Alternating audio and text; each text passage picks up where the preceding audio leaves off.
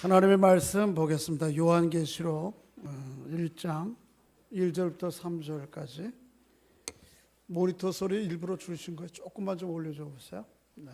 요한계시록 1장 1절부터 3절까지 우리 함께 한 목소리로 같이 읽겠습니다. 세 절밖에 되지 않는데요. 요한계시록 1장 1절부터 3절. 신약성경 399페이지입니다. 1장 1절부터 3절 시작. 예수 그리스도의 계시라. 이는 하나님이 그에게 주사 반드시 속히 일어날 일들을 그 종들에게 보이시려고 그의 천사를 그 종 요한에게 보내어 알게 하신 것이라. 요한은 하나님의 말씀과 예수 그리스도의 증거 곧 자기의 본 것을 다 증언하였느니라. 이 예언의 말씀을 읽는 자와 듣는 자와 그 가운데 기록한 것을 지키는 자들이 복이 있나니 때가 가까우리라. 아멘. 모니터를 좀 더 올려주세요. 여러분, 연초가 되면 제일 많이 주고받는 말 가운데 하나가 뭐냐 하면 새해 복 많이 받으십시오, 그런 말인데요. 새해 이제 아직도 좀 따끈따끈하니까 서로 좀 다시 한번 인사해 주시기 바랍니다. 새해 복 많이 받으십시오.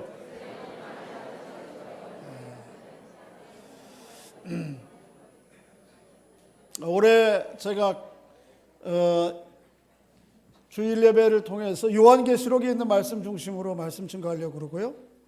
근데 계절 절기가 되면 절기 때에는 저희 개신교의 설교를 어떻게 해야 되는지 개신교 전체 세계연합회에서 3년 주기로 설교 본문을 이렇게 정해준 성경 일과라는 게 있습니다.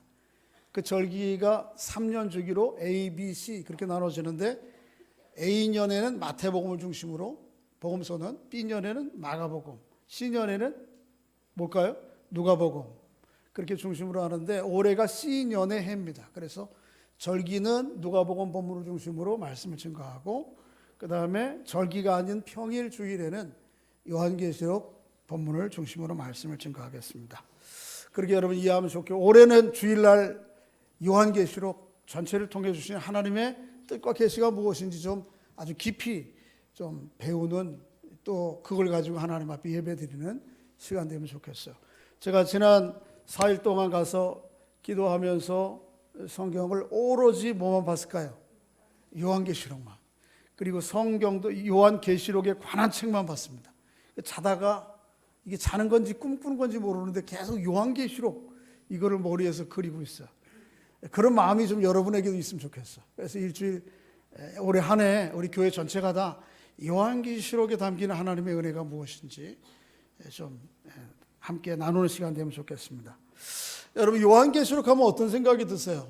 이거는 좀 읽기 편하고 아니면 야, 이렇게 좋은 말씀이, 참 달콤한 말씀이, 친근한 말씀이 있나 이런 생각이 드세요?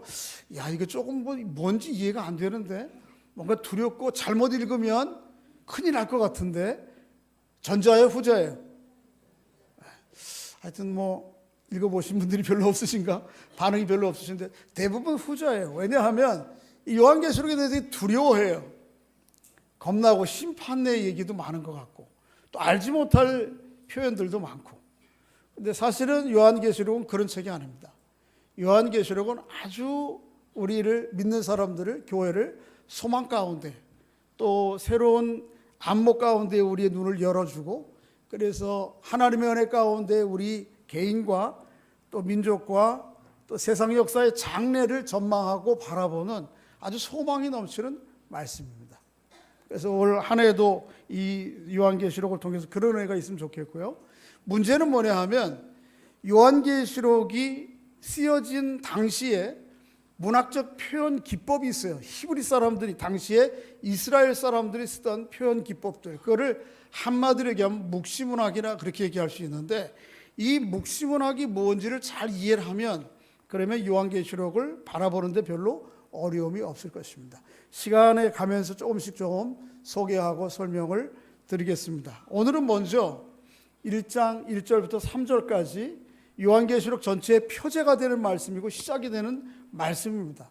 근데 이 말씀 가운데도 보면 우리에게 얼마나 하나님이 우리를 향한 아주 절절한 뜨거운 마음들이 계신지, 복이 담겨져 있어요. 그래서 오늘 본문에도 우리 연초에 복 많이 받으십시오 그런 얘기하는 것처럼 오늘 요한도 우리에게 복에 대해서 먼저 언급하면서 요한계시록을 시작을 하고 있습니다. 한번 좀 읽어보겠습니다. 3절 읽어볼까요?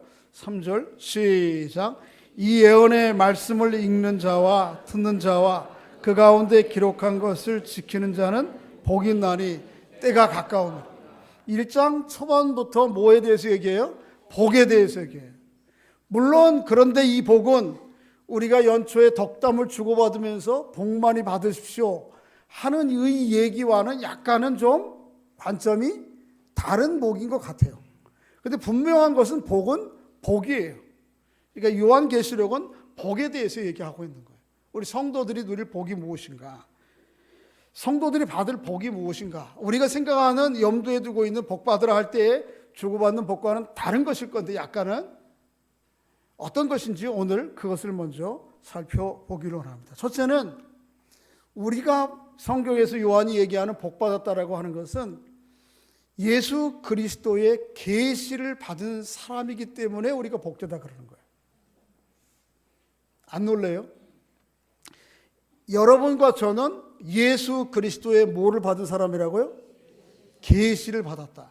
여러분 종종 주변에서 기도를 많이 하는 사람이든지 아니면 혹 이단에 빠진 사람들이 그 이단의 추종하는 그런 교주가 하나님의 계시를 받은 사람이다. 그렇게 얘기를 하죠. 그런데 그 사람들만 계시를 받은 게 아니고 여러분과 저도 하나님의 계시를 받은 사람들이라니까요.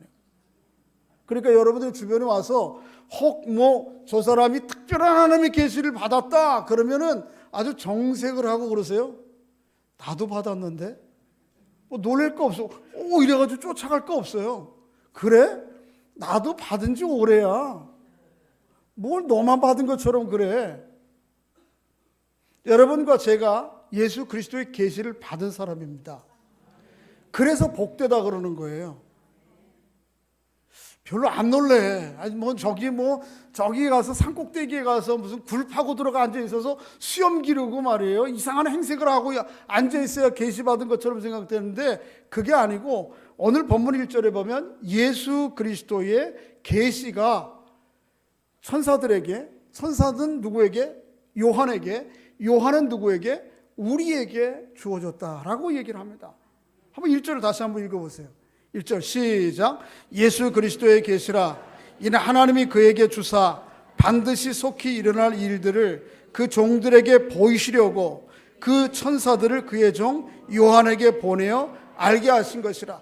예수 그리스도의 계시가 누구에게 먼저 주어져요? 천사들에게. 천사는 누구에게?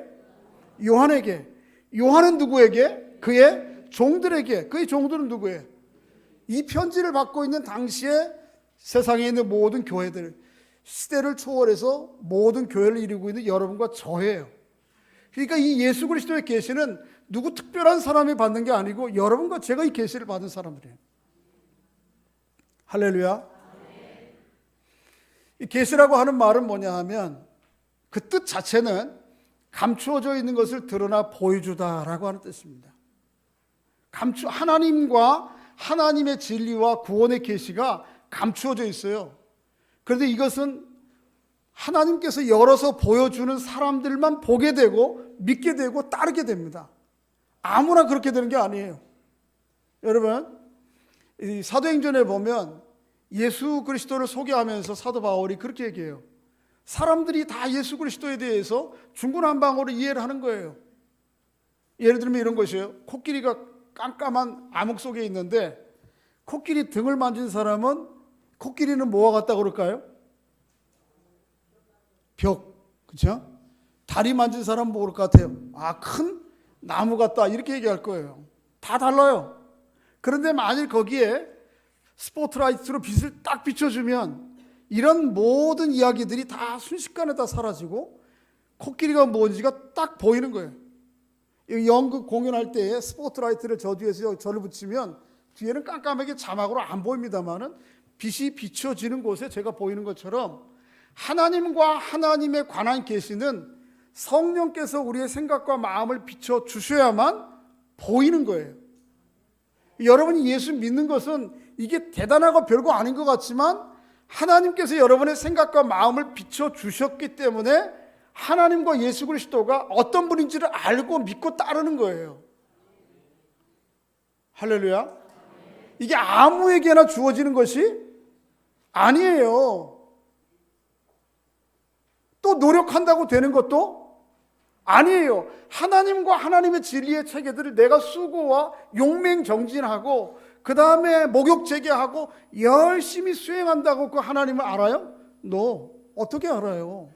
모르는 거지. 하나님께서 당신을 우리의 마음과 생각 가운데 드러내 보여주셔야, 계시해 주셔야 아는 거예요. 이게 우리에게 복이죠. 그러니까 하나님이 우리에게 계시해 주신 것은 전적인 하나님의 주권이요, 하나님의 선물이요, 은혜예요. 우리가 수고하고 노력한다고 아는 것이 아닙니다. 성경을 연구해가지고 박사학위를 딴 사람들이 수백 명, 수천 명, 수만 명이 넘습니다. 저보다 이 성경 자체를 지식으로 아는 사람들은 예수 안 믿는 사람들 가운데 부지기수로 많아요. 그럼에도 불구하고 이 성경이 얘기하는 예수 그리스도가 어떤 분인지, 하나님인지 어떤 분인지를 인격적으로 만나지 못하고 경험하지 못하는 이유는 성령께서 계시해 주시지 않기 때문에 그런 거예요. 내가 비록 배운 것은 기억자 하나, 초등학교밖에 졸업을 못했어도 내가 하나님이 어떤 분인지를 그 작은 지식을 가지고도 하나님이 어떤 분인지를 알고 인격적으로 경험하는 것은 성령께서 내 마음과 생각을 조명해 주시기 때문에 그래서 아는 거예요. 이게 참 대단한 선물이라니까요. 별로 그렇게 하늘의 계시를 알고 있으면서도 그렇게 멀뚱멀뚱하고 쳐다보면 어떻게 되는 거예요 지금. 아마 다음 정권이 바뀌면 강원도의 어느 지역에 특별 지역을 지정해 가지고 특별 개발을 할 겁니다. 그 개발 계획이 나와 있어요. 그걸 알면 말이에요, 막 그냥 감추지도 못하고 어떻게 그냥 이걸 어떻게 다 팔아. 그리고 거기 올인해. 그래가지고 막 감출 수 없는 기쁨이 막 이러고 다닐 거예요. 그냥. 왜? 5년 후에 일어날 비밀을 내가 알고 있거든. 진짜 아니에요. 그렇다고 돈 싸들고 저 찾아오시면 안 됩니다. 그런데 하늘의 계시를 우리에게 하나님이 보여주셨는데 이게 모르면 가짜지 있는 게 아니야, 내 안에. 아무나 그 계시를 아는 게 아니라니까요. 고린도전서에 보면 사도 바울이 이 예수 그리스도의 십자가를 통한 하나님의 구원의 계획, 이 구원의 계시를 보여주어도 헬라인들은 몰라요. 유대인들은 몰라요. 유대인들은 늘 자기 방식대로 오는 구원자만 기다리고 있어요. 특별히 유대인들은 큰 기적과 역사를 통해서 하나님이 함께 계심을 경험했어요. 예를 들면 홍해가 막 갈라지는 거야. 광야에서 막 메추라기와 만나가 막 내리는 거예요. 이런 기적을 통해서 하나님을 경험하니까 그 습관이 돼가지고 하나님은 그런 기적적인 표적적인 방식으로 와야지만 오는 거라고 생각하는 거예요. 십자가에 달린 예수 그리스도가 죽었다고, 저가 우리의 구원자고, 저가 인류의 구원자고, 세상 역사의 심판자라고 얘기하니까 말도 안 되는 소리. 십자가는 뭐예요? 죄인이 처형되는 그 자리인데 그게 무슨 능력이요, 지혜냐. 그러니까 유대인들 그걸 어리석게 생각하는 거예요. 헬라인들은 어떻습니까? 헬라인들은 철학적 지혜를 추구하는 사람들이에요. 그래서 플라톤, 소크라테스, 아리스토텔레스, 이게 다 헬라 시대의 철학자들이에요. 이것을 가지고 궁극적인 진리의 이해를 해보려고 하는데 예수 그리스도가 저기 죽었다고, 저게 우리를 구원한다고 그러니까 뭐라 그래? 헬라 사람들은 저렇게 어리석은 답답한 사람들, 이렇게 얘기한다니까요. 그러니까 아무나 아는 게 아니에요, 예수 그리스도는. 그런데 그 예수 그리스도의 구원의 계시가 여러분과 저에게 보여졌고, 우리가 그 구원의 실체, 빛에 드러난 정도, 우리의 눈의 시각에 보이는 정도 예수 그리스도가 어떤 분인지는 완전하게 다 알지 못하지만 그럼에도 불구하고 믿고 따르고 우리가 구원 얻기에 충분한, 내가 의지하고 평생을 맡기기에 충분한 그 예수 그리스도의 계시가 내게 주어졌다고 하는 게, 이게 복이 아니고 뭐예요? 서로에게 한번 확인해 주시기 바랍니다. 복 받은 사람입니다, 당신은. 뭐 때문에요? 예수 그리스도의 계시를 받은 사람이기 때문에. 할렐루야. 여러분, 이단들이 와가지고 특별한 계시를 받았다 그러면 그냥 아주 그냥 이렇게 딱 정색을 하고 나 그거 벌써 받은 지 오래인데 너 이제 받았냐? 그렇게 얘기해야 되는 거예요.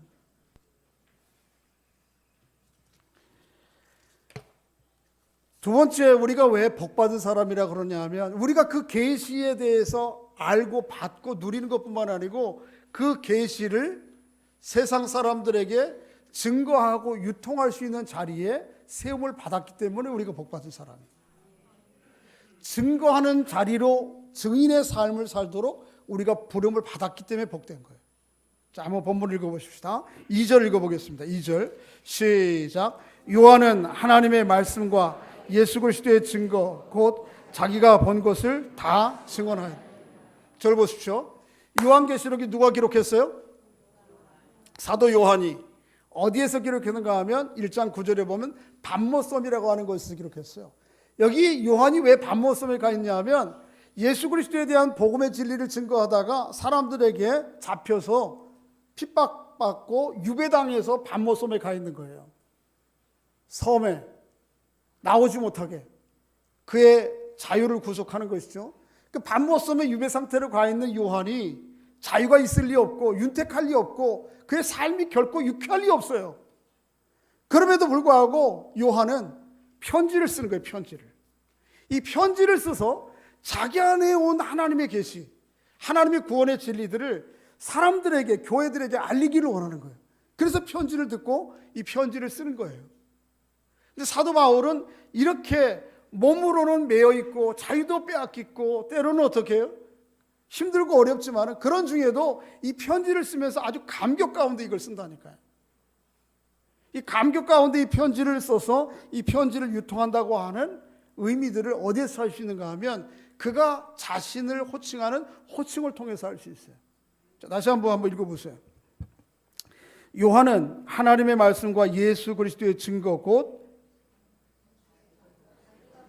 자기가 본 것을 다 증언했는데 이 증거하는 증인으로서의 자기의 모습을 1절에서 이렇게 표현해요. 1절 한번 다시 읽어봅니다. 시작. 예수 그리스도의 계시라 이 하나님이 그에게 주사 반드시 속히 일어날 일들을 그 누구에게? 종들에게 보이시려고 그의 천사들을 그 종 요한에게. 그러니까 저 보세요. 요한은 자기를 가르쳐서 뭐라고 그래요? 종이라. 누구의 종이라고? 하나님의 종이라.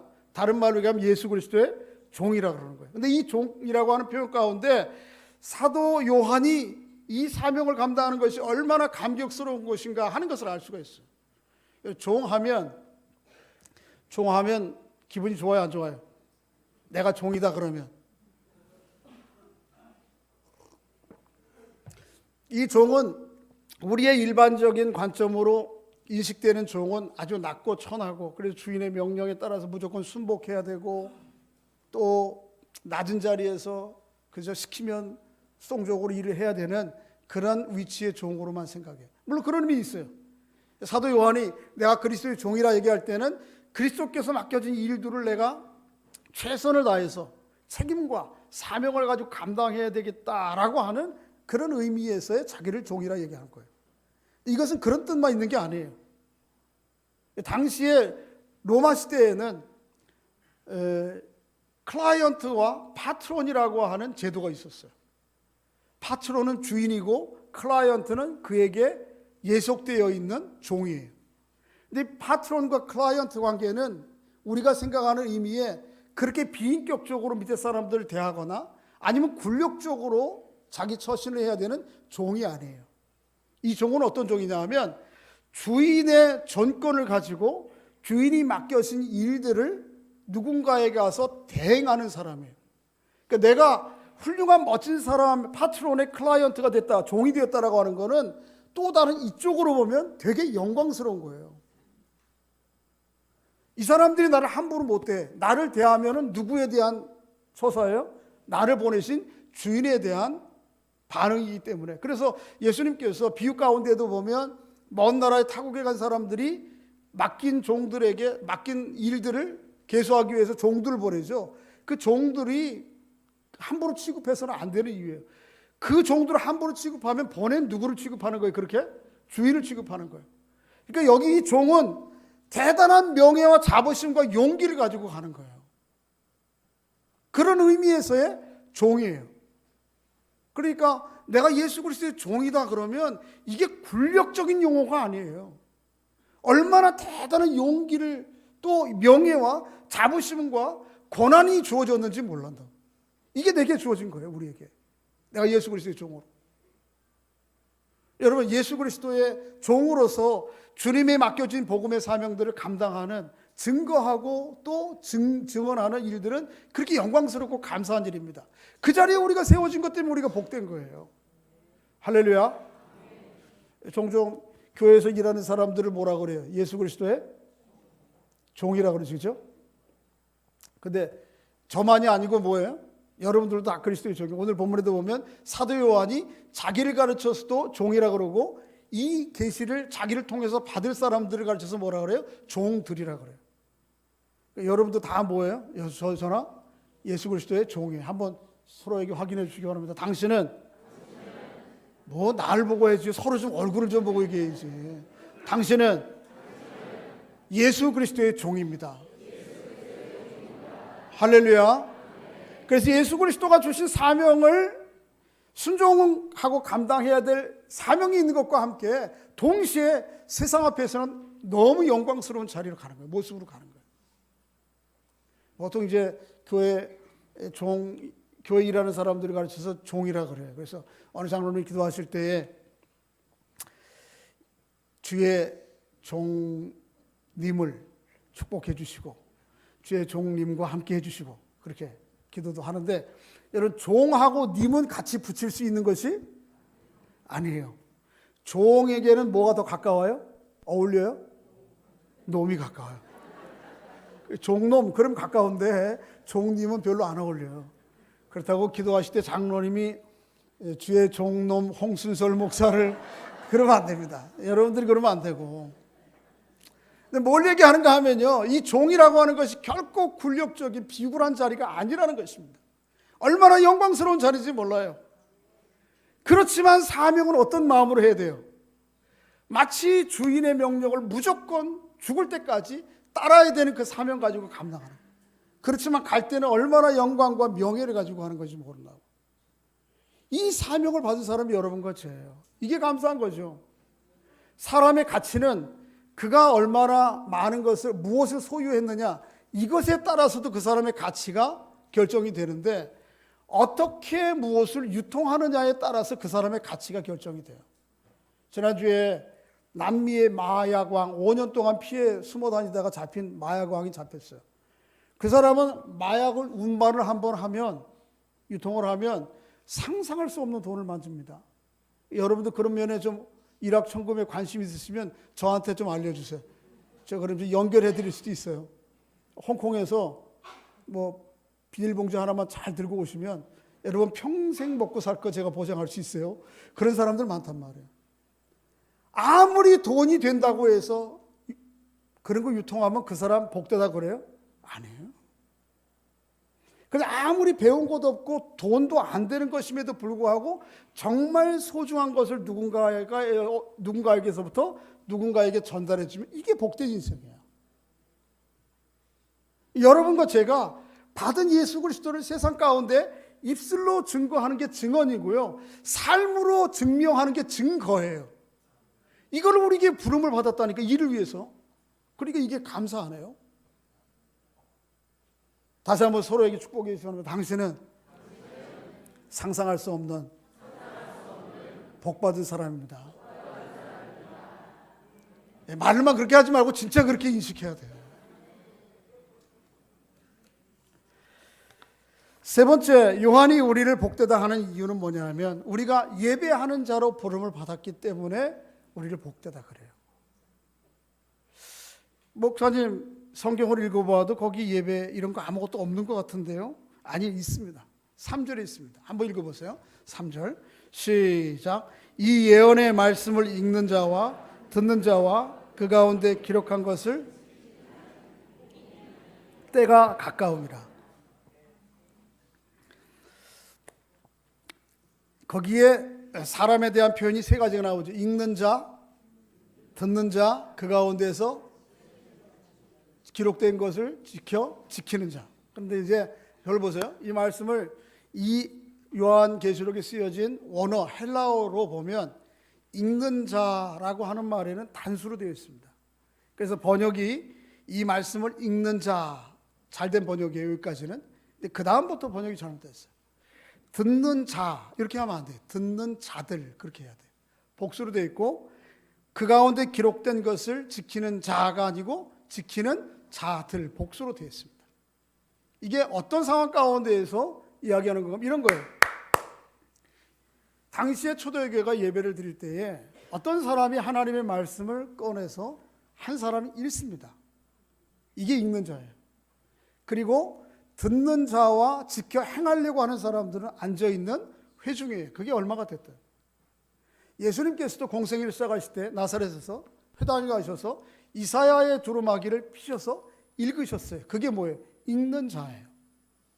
나머지 그것을 듣고 들은 대로 지켜 행하려고 하는 사람들은 회중입니다.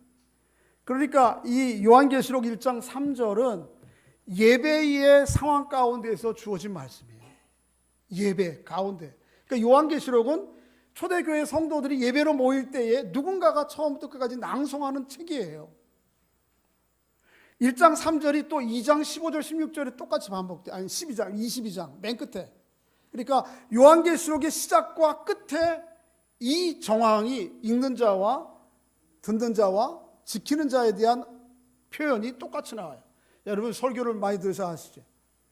처음과 끝이 똑같은 말이 나오는 거예요. 이건 뭐예요? 두음이 쌍관, 영어로 하면 인클루시오라고 그러죠.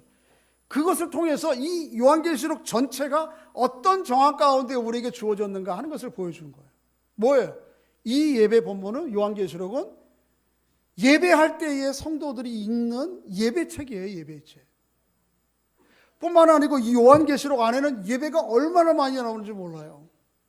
이제 올해 1년 동안 가면서 확인할 텐데 예를 들면 4장과 5장 2장 전체가 다 예배에 대한 본문이에요. 예배에 대한 모습을 기록하고 있어요.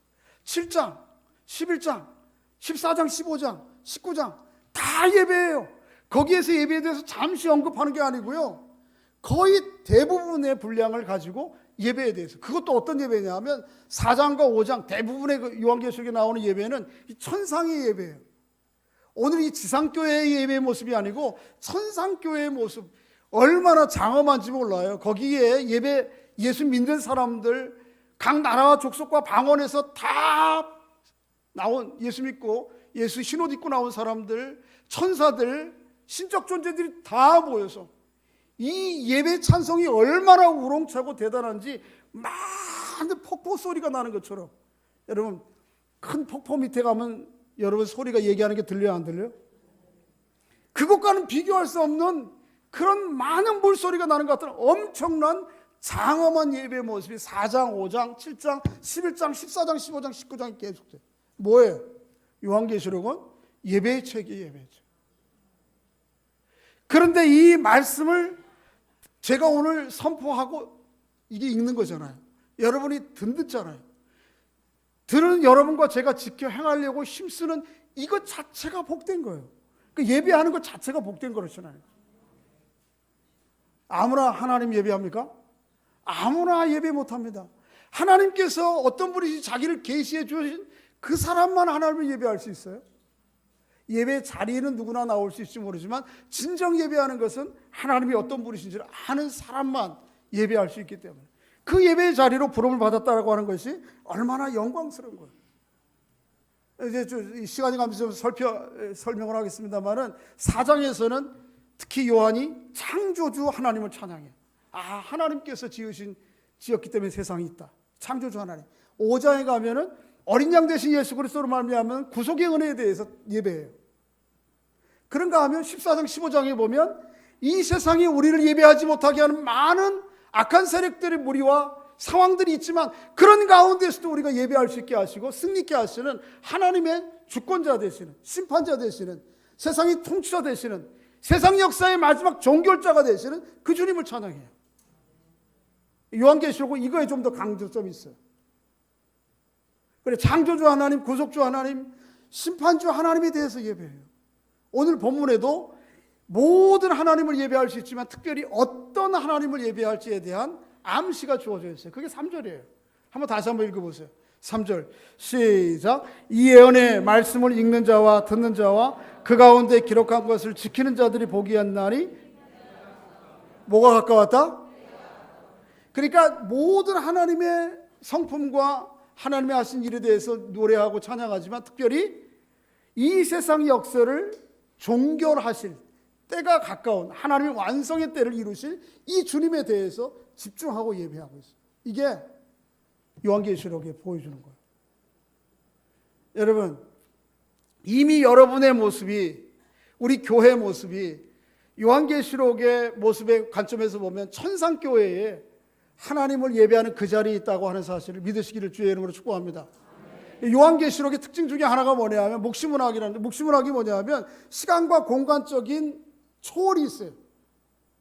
여기에서 여기 얘기를 지금 소아시아 터키 지방에 있는 7교회 얘기를 하다가 4장으로 가면 바로 어디를 보여줘요? 천상에 있는 하나님의 교회 모습을 보여줘요. 그 시간, 장소적인 일종의 초월이 있어요. 쉽게 그냥 넘어가. 쉽게 또 이쪽으로 와. 하늘에서 어떻게 해요? 새하늘과 새 땅이 하늘에서 어떻게 우리에게 와요? 우리가 가요. 그러니까 이 장소적으로 이동이, 초월이 쉽게 일어나요.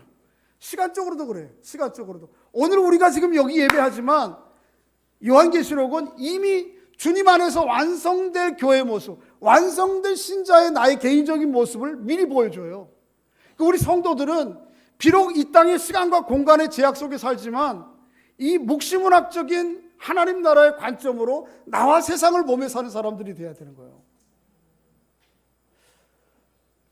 완성될 나의 모습, 완성될 교회의 모습을 오늘 우리의 모습으로 끌어안고 그것을 앙망하며 그것을 대망하며 그것을 미리 찬양하고 노래하는 거예요. 이 자리에서. 이게 요한계시록을 보여주는 거예요.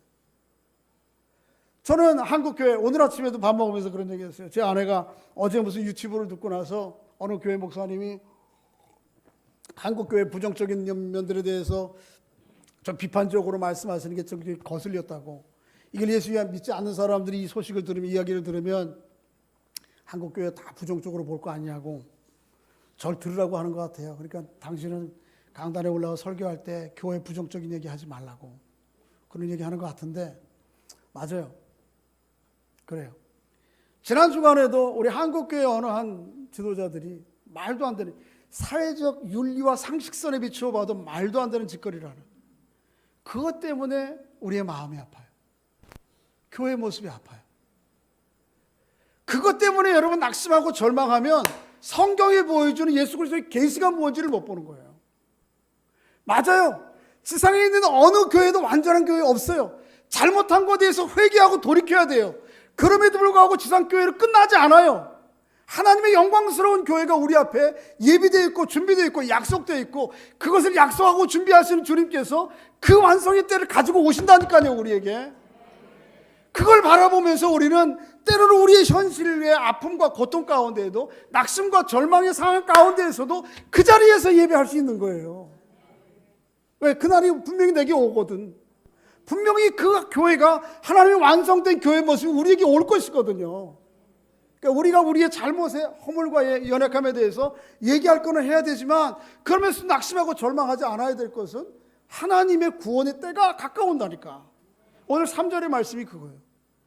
왜 이 계시의 말씀을 읽고 듣고 지켜 행하는 사람들이 복되냐 하면 그 때가 가까웠다니까. 하나님의 완성의 때가. 내 안에 시작된 하나님의 구원의 완성이 가까워요. 할렐루야. 뿐만 아니고 우리 교회와 지상교회가 이루어가야 될, 결국 가고 있는 하나님의 교회와 오고 있는 하나님의 교회가 딱 하나가 될 때가 분명히 우리에게 있단 말이에요. 그것 때문에 내가 오늘의 현실에 불편함과 부족함과 연약함에도 불구하고 하나님을 찬양하며 예배하며 노래하며 나가는 거예요. 그런 성도들, 그런 교회가 될 수 있기를 주의 이름으로 축복합니다. 내가 지금 내 모습 보면, 우리 가정 형편 보면, 우리 처지 보면 웃지 못할 일, 낙심할 일 많아요. 그럼에도 불구하고 하나님께서 내 안에 시작된 하나님의 구원의 역사, 믿음 안에서 형통의 역사를 이루어가실 것을 믿음의 눈으로 바라보면서 그걸 노래하는 거예요. 그거 보면, 그 노래를 한 거 보면 그거 보고 세상 사람들이 놀라는 거지. 와, 뭐야 쟤들은. 예배하는 자리에 있다고 하는 것이 그래서 복된 거예요.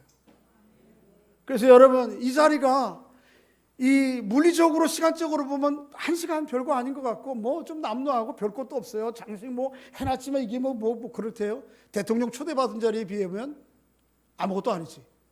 그러나 이 자리가 영광스럽고 자랑스러운 자리예요. 그 세상의 어떤 자리보다 귀한 자리고 세상의 어떤 시간보다 귀한 시간이에요. 내가 세상에 만나는 어떤 사람 만나는 사람보다 귀한 사람이에요. 왜요? 내가 인격을 가지고 있는 존재 가운데 가장 최고의 인격자를 지금 만나고 있고 그분과 예배하고 있기 때문에 내가 누구인지는 내가 누구와 교제하는지를 보면 알아요. 여러분, 저를 함부로 대하지 마세요. 우습게 보지 마세요. 여러분들이 상상 못할 사람들과 제가 교제하고 있습니다. 1년에 한 번씩 교제가 아니고요, 수시로 교제합니다. 그분이 누군지 아세요? 우리 하나님이에요. 내가 하나님을 제일 친한 사람이라니까요. 여러분, 하나님은 나를 그렇게 생각하지 않을지 모르지만 나는 하나님이 내 인생에 내가 만나는 사람 인격 가운데 가장 친한 분이라고 생각해요, 저는. 그래서 수시로 만나. 아내한테 말 못할 것도 누구에게 해요? 그분에게 한다니까요.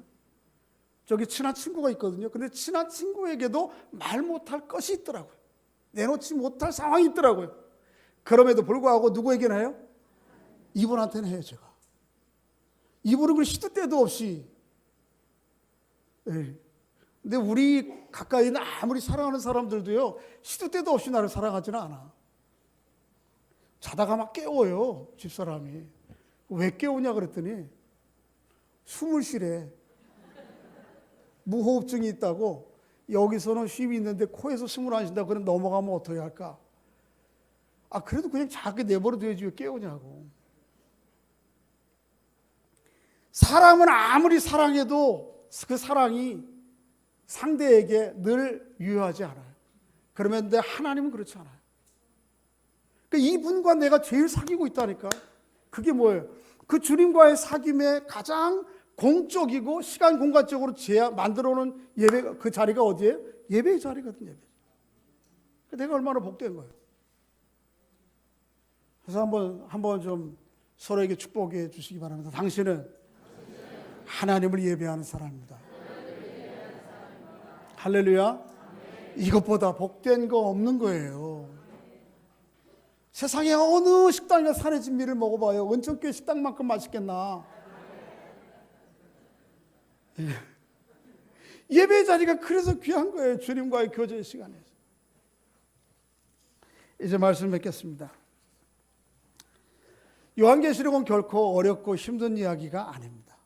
우리에게 얼마나 우리를 위로하시고 소망 가운데 용기 가운데 살아가게 하시고 여러분 한 사람 한 사람뿐만 아니라 교회를 하나님의 교회답게 이끌어가시고 약속하시는 그런 소망 가운데 이끌어가시는 말씀이 요한계시록 전체에 들어있어요. 이 말씀을 기억하시고 이 세상 사람들이 주고받는 복받으라 이런 관점은 아닐지 몰라요. 그렇지만 성경에서 말하는 복, 이걸 복된 사람으로 알고 누리면 이 세상 사람들이 주고받는 복, 그게 조금 덜 갖춰져 있어도 그거를 뛰어넘는 하나님의 은혜와 기쁨이 삶의 용기와 소망이 우리 안에 있습니다.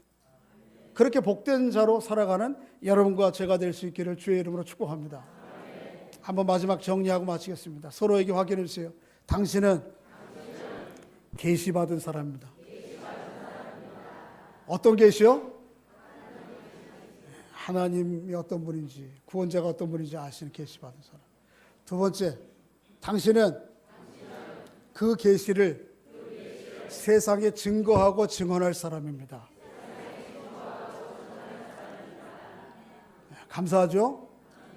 마지막으로 한 번 더, 당신은 지존자 되시는 하나님과 가장 가까이에서 교제하실 수 있는 분입니다. 그 예배하는 자죠. 그렇게 남은 생애를 살아가는 은혜가 있기를 주의 이름으로 축복합니다.